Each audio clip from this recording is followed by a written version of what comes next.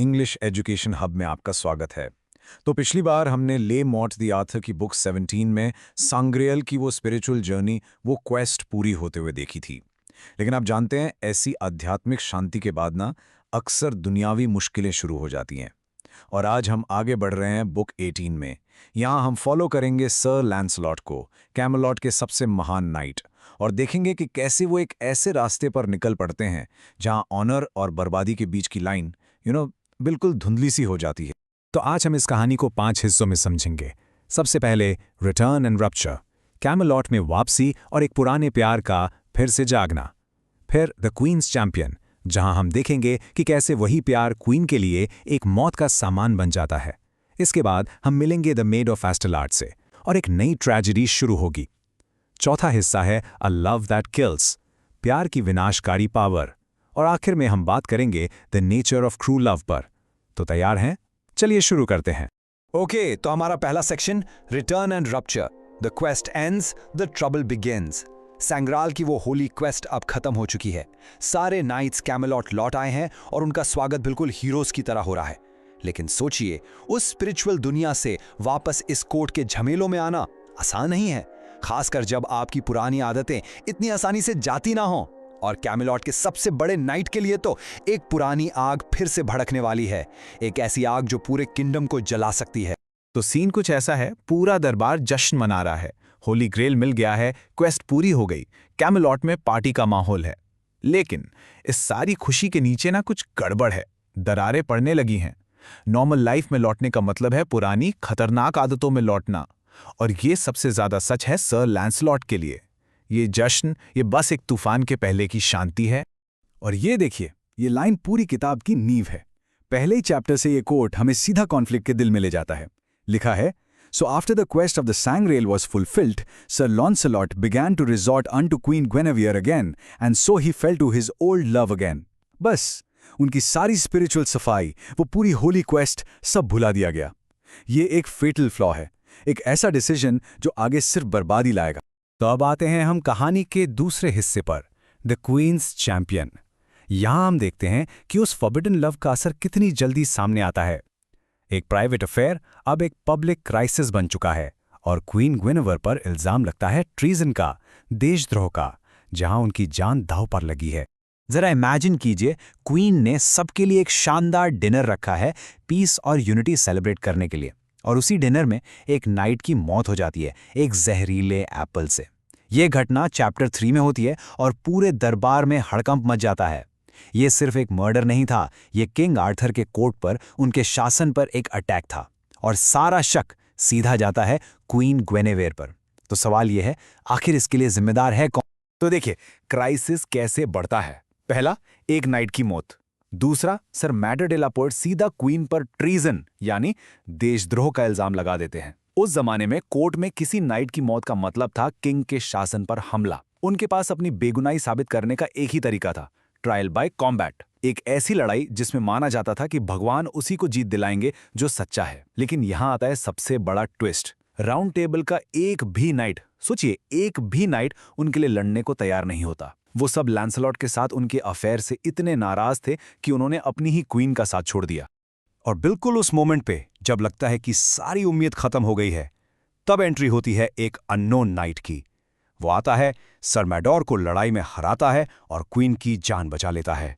और surprise surprise, वो अनजान नाइट और कोई नहीं, सर लैंसलॉट ही थे।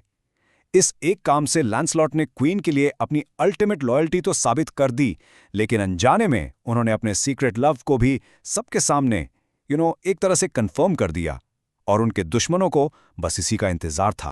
तो यहां से कहानी एक नया और बहुत ही ट्रैजिक मोड़ लेती है।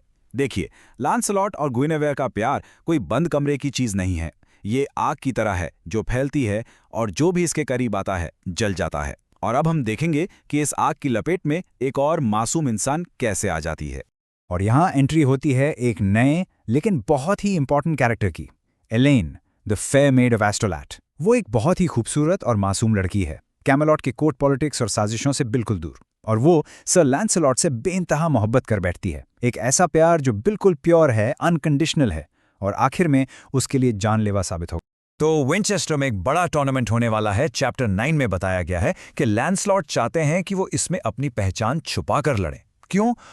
थोड़ा तो इसलिए कि वो हम्बल रहना चाहते थे और थोड़ा अपने दुश्मनों से बचने के लिए। तो अपने आप को डिस्गाइज करने के लिए वो एलेन से उनकी लाल रंग की स्लीव लेते हैं, एक टोकन के तौर पर अपने हेलमेट पर पहनने के लिए। लैंसलॉट के लिए ये बस एक प्रैक्टिकल मूव था, एक स्ट्रैटेजी, लेकिन एलेन के लिए ये एक प्रॉमिस था, प्यार का इजहार था। लैंसलॉट का ये छोटा सा डिसीजन एक ऐसी चेन रिएक्शन शुरू कर देता है जिसके नतीजे बहुत भयानक होते हैं। देखिए क्या होता है।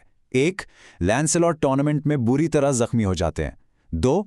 एलेन उनके प्यार में उम्मीद से ज्यादा डूब जाती है, एक ऐसा प्यार जो उसकी जान ले लेगा। और 3. क्वीन ग्विनेवेर को जब उस लाल स्लीव के बारे में पता चलता है तो वो जेलसी से पागल हो जाती हैं। एक फैसला और 3 बड़ी बड़ी प्रॉब्लम्स। अब हम आते हैं इस बुक के सबसे दिल तोड़ देने वाले हिस्से पर, ए लव दैट किल्स। ये सेक्शन पूरी तरह से वन साइडेड लव और उसकी कीमत पर फोकस्ड है। ये कहानी हमसे पूछती है, जब आपकी डिवोशन का, आपके प्यार का जवाब ना मिले तो उसकी क्या कीमत चुकानी पड़ती है। चैप्टर 19 में एलेन की ट्रेजेडी पूरी तरह से अनफोल्ड होती है। लैंसलॉट जब ठीक हो जाते हैं तो एलेन हिम्मत करके उनसे अपने प्यार का इजहार करती है, उन्हें शादी के लिए पूछती है। लैंसलॉट, जो आखिरकार एक भले इंसान हैं, उसे आराम से जेंटली मना कर देते हैं। वो समझाते हैं कि उनका दिल किसी और का है। लेकिन उनके जाने के बाद एलेन बिखर जाती है। वो 10 दिन तक ना कुछ खाती है ना पीती है और आखिर में वो गम से मर जाती है, जैसा कि किताब कहती है, फ्रॉम अ ब्रोकन हार्ट। और इसके बाद जो होता है वो पूरी कहानी के सबसे हॉन्टिंग सीन्स में से एक है। चैप्टर 20 का टाइटल ही सब कुछ कह देता है, how the corpse of the maid of Astolat arrived to for King Arthur. अपनी मौत से पहले एलेन एक आखिरी इच्छा जाहिर करती है कि उसकी बॉडी को एक नाव में रखकर कैमेलॉट भेज दिया जाए। सोच कर देखिए इस सीन को, एक नाव जिसमें एक लड़की की लाश है, चुपचाप नदी में बहती हुई कैमेलॉट के दरबार तक पहुंचती है। लैंसलॉट के किए का एक साइलेंट हॉन्टिंग सबूत जिसे पूरा कोर्ट देख रहा, और उसके हाथ में एक लेटर है। लेकिन ये कोई लव लेटर नहीं है, ये एक स्टेटमेंट है, एक आखिरी गवाही। उस लेटर में उसने लैंसलॉट के लिए अपने अनरिक्वाइटेड लव की पूरी कहानी लिखी है, और ये भी कि कैसे उनके इनकार ने उसकी जान ले ली। ये लेटर सबके सामने पढ़ा जाता है, उसकी मौत का कारण और उसमें लैंसलॉट का रोल सब पब्लिक हो जाता है। ये लैंसलॉट के कैरेक्टर पर एक और गहरा दाग छोड़ जाता है। वो एक ट्रैजिक हीरो हैं जिनको ऑनर ही दूसरों के दुख का कारण बन जाता है। तो अब हम पहुंचते हैं इस बुक के आखिरी हिस्से पर। एलेन की इस ट्रैजिक मौत के बाद कहानी एक्शन से हटकर एक ज्यादा गहरे सवाल पर आती है, the nature of true love. सवाल यह है कि आखिर सच्चा प्यार होता क्या है। ये लेखक का कंक्लूजन है जो हमसे कहता है कि लैंसलॉट के किए के इस मलबे के बीच आओ प्यार के असली मतलब पर सोचें। किताब के आखिरी चैप्टर यानी चैप्टर 25 में ऑथर एक वर्चुअस लव की बात करते हैं, एक ऐसा प्यार जो स्टेबल हो, रिस्पेक्टफुल हो और गॉड पर सेंटर्ड हो। वो कहते हैं कि इस तरह का प्यार गर्मिनों जैसा होता है, खुला, रोशन और जिंदगी देने वाला। अब इसकी तुलना कीजिए लैंसलॉट और ग्वेनवेर के प्यार से। उनका प्यार कैसा है? रहस्यों पर टिका है, जेलसी और गुस्से को जन्म देता है, और सबसे बड़ी बात, यह जिंदगी देने के बजाय दूसरों की मौत का कारण बनता है और किंगडम में दरार डालता है।